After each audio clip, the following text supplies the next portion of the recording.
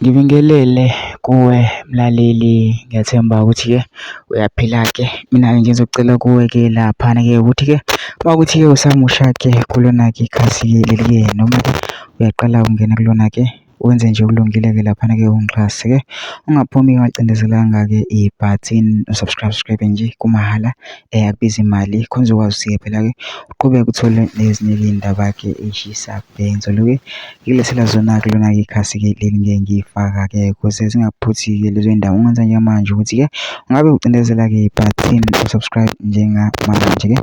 Udaba engilethele lona-ke namhlanje-ke laphana lithi-ke umphakathi-ke waseNanda-ke laphana-ke uthukuthele-ke ugane unwabu-ke waze wathatha ngisho-ke nesinqumo sokuthi-ke umthetho bazibambele wona-ke. Laphana-ke kubikwa ukuthi-ke kushawe kwalinyazwa abalisa ababili elokishini laseMawoti eThekwini besolwa ngokuba yingxenye yeqembu lezigebengu ezidlangile kulezi zinsuku-ke. Leli qembu-ke libizwa-ke ngokuthi-ke i-West Gang. I-West Gang-ke yaziwa-ke idumile-ke laphana-ke ngokwenza-ke okubi-ke laphana-ke eNanda.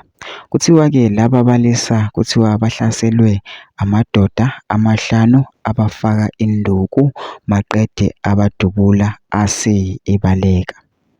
Laba balisa balimele kabi bayalashwa esibhedlela.